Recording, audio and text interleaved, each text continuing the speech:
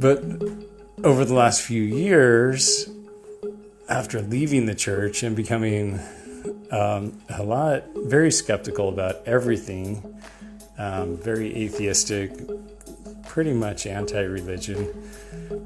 And I read Skeptical Inquiry magazine for a couple of years, and they just are skeptical about everything, and you listen to that, and it's easy to join in and just be like, yeah, that's a bunch of bullshit.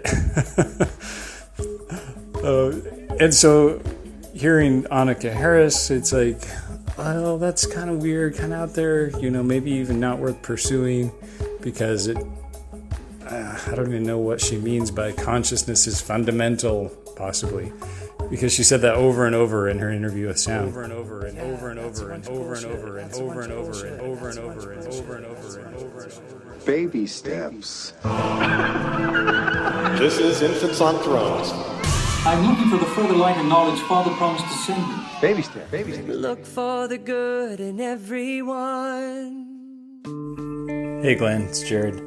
Thanks for the response. I was surprised to get an email back with a 10-minute personal recording, my own little podcast. Yeah, first off, Jared, thank you so much for sending this message. I thoroughly enjoyed listening to it. My morning routine these days is I'll get up pretty early, for me at least, like around 6, and take the dog for the walk, Jessie, and she's swimming in the pool now. And so I listened to your recording as I was walking, and so many things I wanted to respond to it, and I thought, okay, I'll just turn this into a podcast, and I'll share this with everybody, since you're cool, Jared, with me sharing this. I think to generate interest, thought, conversation for anybody who's interested in this stuff, I love it. I love the dialogue and the exchanges. So, yeah, you were surprised when you sent me an email and you got a 10-minute recording back as a private podcast. How about this time? How surprised will you be this time, Jared, when I actually do make a whole podcast out of it and you hear Jessie in the background? Jump! It was fun to hear your thoughts, engage with you on these things. My first introduction to Annika Harris was on Sam's podcast, which I subscribed to, and he interviewed her and had that segment in there. So I haven't read Lights On yet. I just picked up her book Conscious from the library, and I'm about halfway through it now. And even that is mind blowing. Yeah, I haven't read Annika's book Conscious.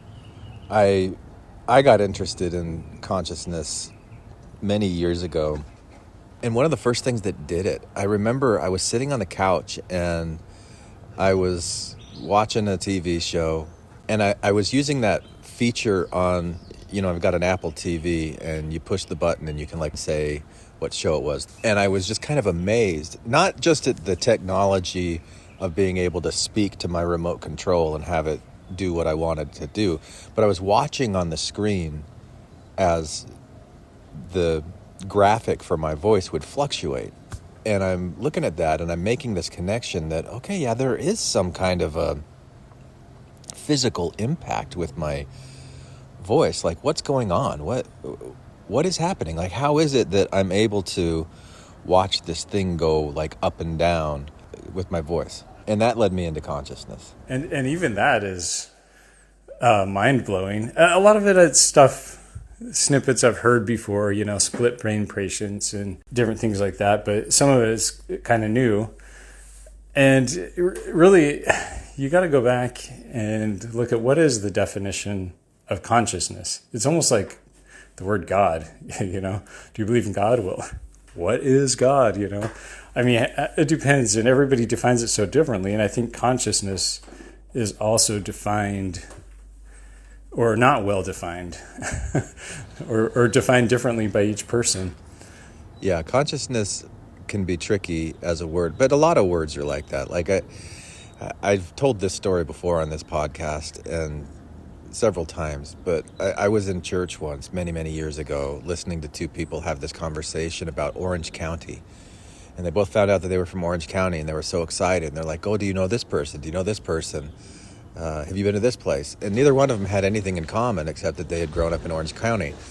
And I knew it at the time, but neither one of them knew it. One of them was from Orange County, California, and the other one was from Orange County, Indiana. And they never really bothered to stop and clarify what it was they were talking about, but they just assumed, and you know what happens when you assume, right? You should never assume, because when you assume, you make an ass of you and me. So as I've been listening to Lights On, I've heard this definition and terms issue quite a bit, because it seems like there's times where consciousness is being used to mean one thing and then times where it's being used to mean another thing.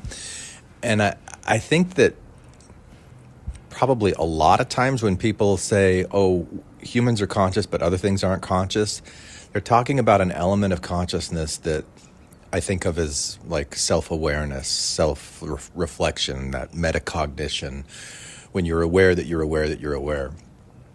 But like as I'm sitting out here with Jesse in the backyard, I've got a little breakfast that I'm eating, and these flies start coming over, and they're just congregating, and it's driving me absolutely nuts. Why are they coming over here? Because I've got food? How do they know? What's going on? Are they conscious of it? Are they aware? Oh, is it just signals that they're responding to? Well, isn't that what we're doing too? Except that we've developed, in our brain structure, man, the evolution of the brain is so interesting with this base stem, the oldest part of our brain, the lizard brain, that didn't have that kind of reflective metacognitive ability. Then the limbic system developed. That base stem was just about perceive and respond, perceive, respond. And you see that at all these different levels, I think, throughout nature, even at the level of molecules and atoms, of like perceiving and responding and bonding or going away from, or something like that, that there's like something of that perception and that being able to sense the environment and respond to it. And then our brain went from went from the base stem to the limbic system, where there were like emotions. This is where things like dopamine and serotonin and all these chemical neurotransmitters, that what are they doing? Jesse, jump, go. Here's what I think, as single cells were clustering into multiple cells. See, I saw this video, I think it was 2017 it came out. It was a Jonathan Haidt TED Talk. And he was talking about evolutionary biology imagines a time where there were single cells, and there were like these big cells that were larger, stronger, they could dominate the other cells. And so the smaller cells, in order to defend themselves, they grouped together. And when they formed groups, they were really able to fend off these larger cells. And he was talking about a cultural membrane. I remember I did an episode on Infants on Thrones about a cultural membrane that was inspired by that. But this idea of many things coming together in cooperation for their mutual benefit and survival, I think is just baked into multicellular life. And the consciousness of these cells is, it's safe here. I'm going to do that. It's not the metacognitive thinking about stuff, but there's something. And the cells that come together and do that and do it well in the environment that is suited for them continue. The other ones die off, and we have more extinctions than we ever have of life that actually thrives and survives. But anyway, let's see how I spin around with this stuff. This is my consciousness, right?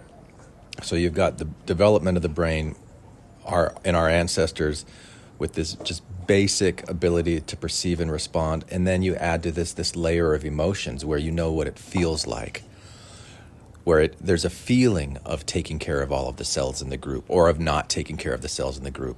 One of the reasons I was eating this morning is because I started feeling hunger. This little hormone called ghrelin, that's these molecules that come together, and it's a signal that my body gives off that says, okay, we're ready for more food now, please. And then in my brain, it interprets it and it sends me this signal of like, okay, it's time to eat. You're hungry. These kinds of like communication strategies, I think, have been around for a lot longer than this third phase of the brain development, when it went from the base to the limbic system and then to the neocortex, where we've got the functionality of self-awareness. And I think that's the biggest thing that separates us. But then to conflate all consciousness with human consciousness, I think, is an error that happens a lot. And it's when people talk past each other that are from different orange counties. I asked my youngest kid, he's 11, last night, what is conscious? And he says, well, it's like being awake or aware. And I was like, yeah, I mean, that's pretty simple, right? Awake or aware, knowing that you're aware. And then I asked him, well, is anything else conscious besides people? And his immediate response was, yeah, of course. So I'm like, and we talked a little bit more. I don't know how he came to see consciousness in other things besides humans, because kind of the assumption is that humans are the conscious ones, because we're aware that we're conscious, but we don't know what it's like to be something else. And I asked him about the plants. Are plants conscious? And his first response was, no, probably not. But then we talked about, well, how do they know where to get the sunshine? Do they follow it? And he's done plant experiments in class and seen that, the plants will lean towards the sunshine to maximize their energy absorption. So is that consciousness? Because they are reacting to a stimuli, and maybe that's all consciousness is. So one of the games that I play with Jessie when we're playing in the yard in the mornings is hide and seek with her chuck-it ball. So I'll get her to sit down in a spot, I'll tell her to wait, she'll wait, and then I'll walk around the yard. It's kind of like a little Easter egg hunt. And I try to find places that she hasn't found the ball before. She's a Belgian Malinois. She's very intelligent, and it's fun to fool her. It's really fun. But she learns and she adapts, and I just hid the ball in a place where it's in this little bush in the yard that she would always walk by it, because I think the smell of the bush masked the smell of the latex or her saliva or all the stuff that's on the ball that she was like seeking out. But now she remembers to look there because I've hit it there enough times. So when she's making her circuit around the yard, she remembers. And it's more like a long-term memory thing I've noticed with her. Where like short-term memory, like the first 2, 3, 4, 5 times, she doesn't remember that. But then after that, it just becomes like an instinct. And so I'm watching this and I'm thinking about what you sent to me, Jared, about the questions of consciousness, and maybe it's sensations and just like the complexity of sensations built up over time for the purpose of evolutionary survival. My words, not yours. But basically thinking that there's this memory that I'm talking about in Jessie. And if I just stop there and I'm like, memory, I'm like, well, memory doesn't really have anything to do with sensations. Until I really break down and I go into what is the process of building a memory. And then it's all about sensations. If you're thinking about these neurons that are involved as having a felt experience of what they're doing in response to their environment, which they've been doing for a long time, and then they evolve these new organizations and these brain structures, and they evolve these new functions. And so memory is systemized sensation that's like a hall of mirrors, like the most complicated hall of mirrors everywhere, that like light is just refracting off itself. I have these weird metaphors, Jared. Of course you know that. You've been listening to me for a long time. But anyway, I had that thought about memory and Jessie, and she's ready to jump in the pool again. Jump! All right. It's interesting how we think about consciousness kind of after the fact. Like our eyes, our ears are taking in all the responses, and there's that little gap in there before our minds tell a story to make it all make sense. So yeah, it's really interesting. So I'm going to finish Annika's book, Conscious, and then Probably dive into the Lights On, because isn't it like 18 hours or something? So that'll be a big one, and it'll take me a while to get through that, but definitely interested in it. I did kind of wonder the same thing. Like, it surprised me to hear Annika on Sam's podcast, and I didn't know she had already written a book about consciousness previously. But, it's like, well, yeah, there's an easy in, right? Like somebody already well-known, well-respected. But I think that was my initial thought. But I think after reading a bit of her, I'm like, you know what? She actually has a lot of good things to say, and she's done her research well. Maybe she wouldn't get recognized if she didn't have that connection. And that's just the world we live in. Like so many people probably have written really good books, like Bathing with God. Bathing with God by Glenn Ostland. Get your copy today on Amazon.com. That just doesn't go out there to a very broad audience because they don't have a connection with Sam Harris or, some way to the top to really get their word out. I mean, libraries are full of books, and maybe a lot of good ones. It's really, really interesting to see, 8 billion conscious minds. Maybe only half, maybe only a fourth or an eighth have some really good thoughts, and even fewer of those put their thoughts out there. But then there's so many thoughts in the form of books or blogs or podcasts. Oh, I laughed when I heard maybe your intentional or unintentional judgment coming up about what could be considered a good idea, a good thought or a bad thought. Something that you're interested in reading in a book versus something that you're not interested in reading in a book. And it's funny to me how consciousness itself can result in ways that we create these measures of evaluating things that become our subjective experience of things, something that's good or something that's bad, which is really something that we prefer versus something that we don't prefer. And then we push that out onto everything. Anyway, that's a little aside. I don't know where I'm going with this, but it's interesting. Like, there's just so much out there, so many good thoughts out there and interesting ideas to explore. Back to consciousness, though, it does.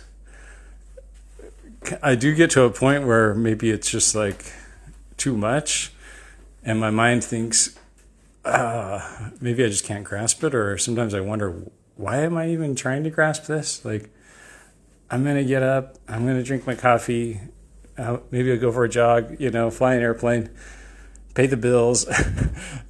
What does this deep dive into consciousness have to do with daily life? Even though it's possibly fundamental to daily life, but ignoring it is also an option. You don't have to consider your own consciousness in order to live life, which maybe that's just a different level of consciousness, more the zombie level, where you don't really think about things, you're just reacting, or maybe that's the more Zen consciousness, where you're just experiencing, living, and not thinking about it. I don't know. It's interesting how there's some intersection between these ideas of Zen and Taoism and living in the moment and psychedelics, and letting go of self and just experiencing the moment. It's interesting that I can't grasp it all yet, but it kind of seems like there's some intersectionality in all of these ideas, which I really love engaging, and I like exploring the mystery. I would say exploring the mysterious and maybe sometimes the bizarre, maybe some conspiracy theory. Those kind of things kind of drew me away from my Mormon upbringing and the church, because I was, it seems like there's something beyond the reality of what the church teaches me. And I'm glad I pursued those and had a curious mind to pursue that kind of thought. But over the last few years, after leaving the church and becoming very skeptical about everything, very atheistic, pretty much anti-religion. And I read Skeptical Inquiry magazine for a couple of years, and they just are skeptical about everything, and you listen to that, and it's easy to join in and just be like, yeah, that's a bunch of bullshit. And so hearing Annika Harris, it's like, well, that's kind of weird, kind of out there, maybe even not worth pursuing, because I don't even know what she means by consciousness is fundamental, possibly, because she said that over and over in her interview with Sam. And I'm like, and so I had to look into that a little bit. And I still am not sure exactly what that means, or, that it's fundamental. What are the implications of that? But anyway, yeah, I do have the skeptical mind. Yeah, skepticism. It's so important to avoid getting locked into dogma, I think. But then there's this double-edged sword when skepticism becomes cynicism, and I think that's what you're describing. I just stopped believing in anything. I can't trust anything because I was raised with these fictions that then I found out they were fictions, and so I can't trust anything. And I mean, it's one of the reasons why for the longest time I've been, at least for me, trying to rehabilitate the idea of fictions, that just because everybody's idea of reality is a fiction doesn't mean that it's worthless or that it's wrong. And the role that skepticism plays in that, I don't know, I'll have to think about it some more. But I had a similar initial reaction to the potential nepotistic element of Annika Harris's exploration, but I'm so glad. Really, I don't even care. And that's just my own biases from my own upbringing that is filtering how I process information. It's a subjective experience I'm having. There's no reason for me to project it onto objective reality, except that's the only way I can perceive things. But so that thought was in my mind a lot as I was listening to these interviews, and I was asking myself, would these people pick up the phone and sit down to do an interview with just anybody, or does it help that she's Sam Harris's wife? And it sounded almost like, again, this is my bias. I'm not saying that this is really what was going on, but I was thinking at the time that they were, especially some of the interviews in the beginning of the book, just kind of placating her a little bit. And what I heard, I think a lot, was her trying to negotiate her own identity to fit in as a member of this group that has certain unspoken beliefs that they share in common. One of the strongest being consciousness is not fundamental. I'll talk about what fundamental means to me in a little bit. But that consciousness is something that pops into existence as a result of the brain. And I think what they're talking about there is that metacognitive self-awareness, and that I would agree with. And then they wouldn't call the other things conscious, like these sensitive experiences that a cell's having. And any suggestion that it is invites in their mind.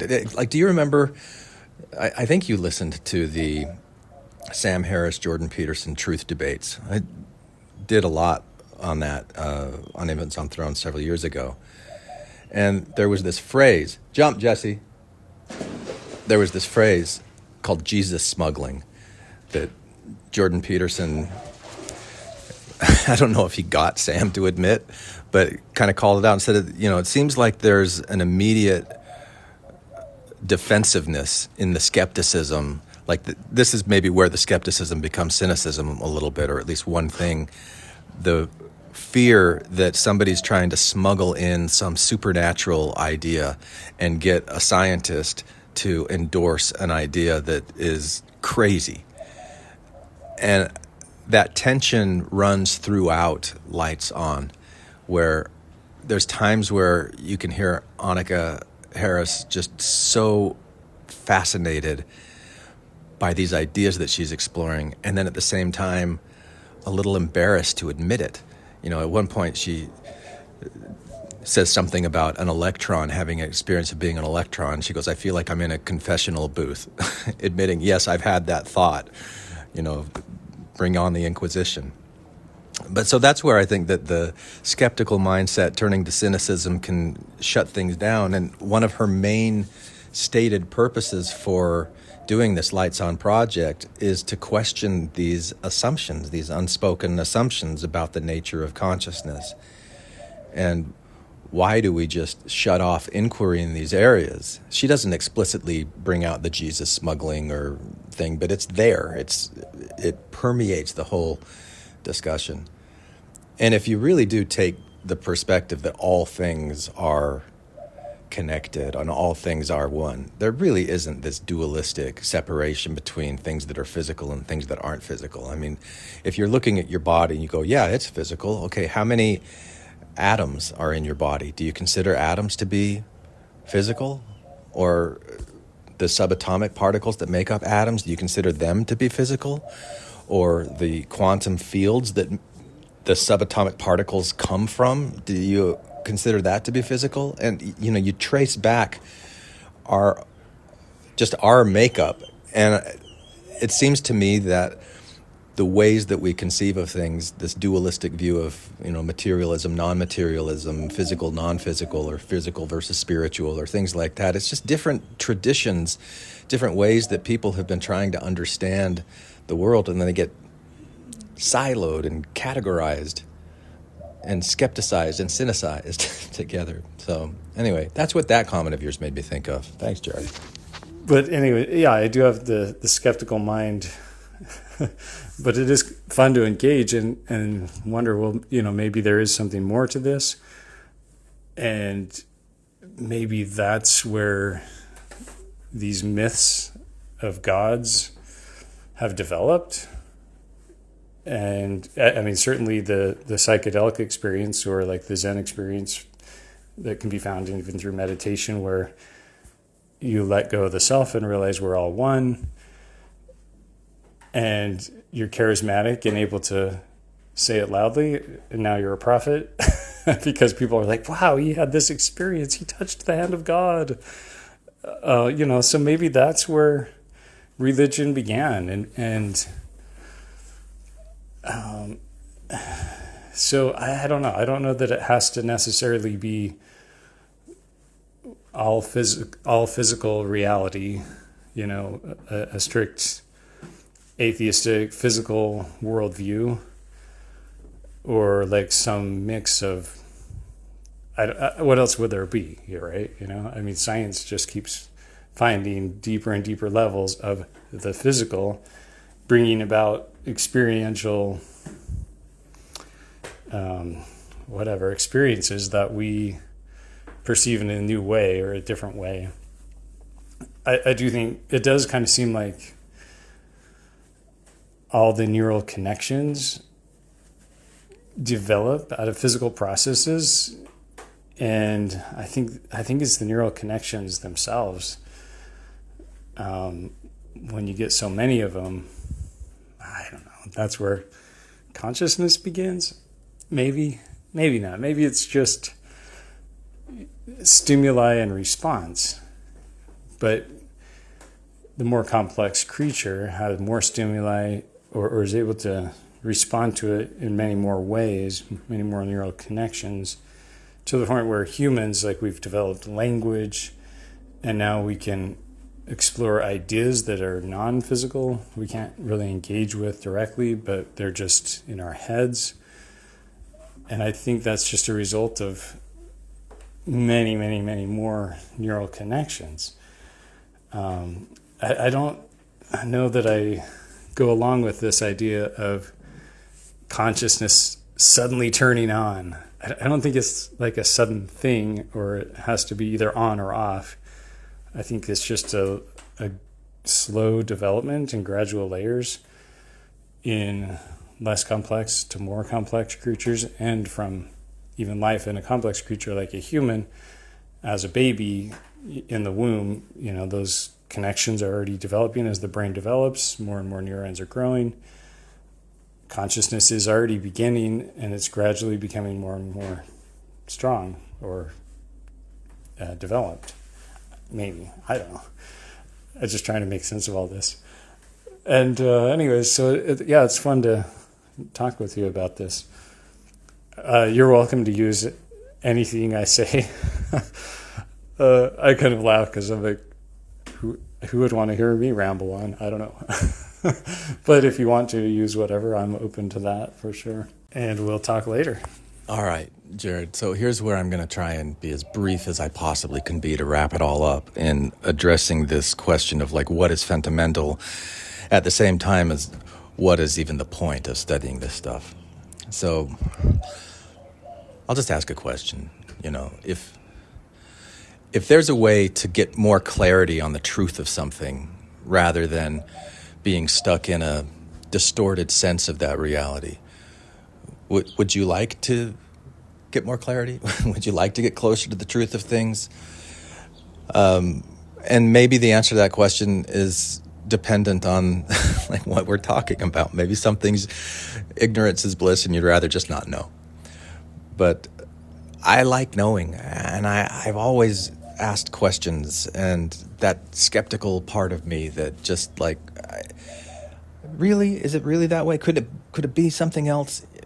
So that's why I'm interested in consciousness. And if things really are as interconnected as I think that they are, that's a truth that I want to understand better. I want to understand better how my actions impact other people's actions, their feelings, their life. Like right now, I'm sitting here and Jessie's standing by the pool. She's looking at the ball, looking back at me, looking at the ball, looking back at me. And because I chose to sit here and record on this phone, it's having an impact on her. I mean, it's fine. She's all right. She's whining a little bit. Jump, jump. But, if I make the assumption that consciousness is fundamental, that a felt experience, because that's the way that Annika defines consciousness in Lights On, a felt experience, what it feels like to be whatever it is, an electron or a cell or a dog who wants to play all the time. If I assume that felt experience goes back to the very beginning, so what does it mean for something to be fundamental? I think it means, according to the story of science, there was at one point in time a singularity that then big banged, expanded out, and became everything, and went through these phase change, and who knows exactly what it was.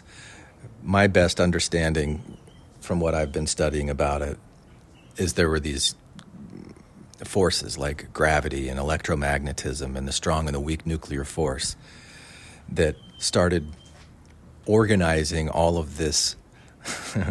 Here is raw matter, unorganized, or whatever the temple stuff says. See, yonder is matter unorganized. Go ye down and organize it into a world like unto the other worlds that we have heretofore formed. It's like basically that idea, which, why wouldn't I think that way? My mind was shaped that way.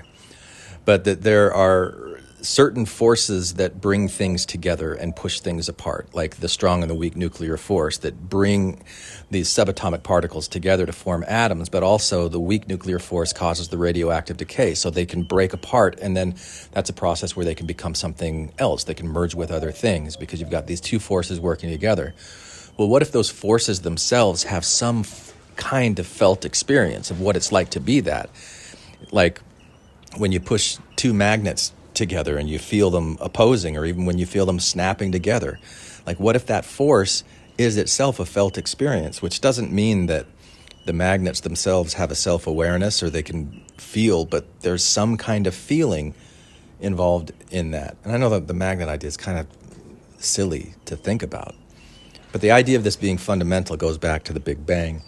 You've got these forces, you've got these quantum fields that, like every electron is part of a larger electron field, and every particle is part of a larger field of that thing, and then the fields interact with each other, and they have this excitation event which creates a subatomic particle like a quark or a gluon or something like that. And these things come together and they form a hydrogen atom or a helium atom or whatever. And these forces work together. They create suns that then are like churning out all these heavy elements. They supernova, they explode, they seed the galaxy with atoms. And these atoms, they coalesce and they form planets. And then on these planets, there are environments that form, and you start having molecules come together, and then single-celled life, then multi-celled life, and all of this organism, all of this organization that comes up to where we're at right now. And who knows how much further it goes on, just this awareness of what it is, this fundamental thing that started with the Big Bang and now has diversified into everything that you see and everything that you don't see, because there's so much more that we don't see than what we do see, and it's all this stuff. Bathing with God by Glenn Ostland. Get your copy today on Amazon.com. And so if it is felt experience that's been driving evolution all the time, not like there's some single figure God out there that's saying, let there be light, and then there's light, but it's the particles of light themselves that are feeling it out and going, oh, this feels good. We'll do it this way, this way, this way, this way, this way, this way, this way, this way. And that's why you've got light and dark and dusk and twilight and, all these different varieties of things. Because what I like to think is whatever this singularity is or was that Big Banged had this desire to experience all things that there are to experience from every perspective there is to experience it. And that feeds really well into this idea that Annika is exploring of consciousness being fundamental. Not consciousness as human consciousness that is the product of a neocortex, which is an advanced evolutionary phase of these multicellular, one line of multicellular species on the planet Earth. But consciousness in the sense of sentience, felt experience, the ability to be aware of things, to process it, make some kind of a transformation and pass it on, and then other things pick it up and they keep doing it. So it's like this relay race. And that's why I think it's important. I think it's important for mental health. I think it's important in our daily lives as we interact with each other. And here's where I get into some really crazy futuristic stuff when I think about the potential of artificial intelligence and super artificial intelligence on the horizon and quantum computing and all of these different things that are just on the other side of today. Could they be technologies that bring humans together in the way that single cells came together and grouped together as multi-celled organisms? And could we take care of each other in ways that we are much more aware of the way that our actions impact each other? And what we really want is mutual benefit for everybody. Like, get out of this siloing thing that seems to have just been getting more and more pronounced over the last several decades. And maybe it's the siloing thing that creates our own singularity moment and we Big Bang out. And with these advanced technologies, we come together in ways that we have never totally consciously experienced, but is just second nature to all of the cells in our body. I mean, that's what our brain's doing. That's what these neurons are doing, acting as a coordination for all these single cells in the body to maintain homeostasis. And if we're smart as conscious humans, we're aware of what we eat and how we exercise and what we put into our minds and how that impacts us, because it's all of these felt systems that are a part of it, beneath us, above us, and we're in it right now, and who knows what the future brings. And Jared, maybe this is why we're all infants on thrones. You know what I'm saying? So thank you for taking the time to record what you recorded and to reach out. And anybody listening to this, yes, Ren, even you, of course you, of course you, Ren. Anybody, I'm singling out Ren because when I had a call for anybody sending a tribute for Randy, Ren sent something to me, and it just sat and it gathered electronic dust, and I'm sorry about that, Ren. But if anybody wants to jump in on this consciousness conversation and have some recorded back and forth like this, it would be my pleasure to engage with you and share some ideas and kind of where we're at in this learning out loud process of trying to figure out what the F is going on, huh? All right, Jesse, I'm coming. Thank you for listening to Infants on Thrones.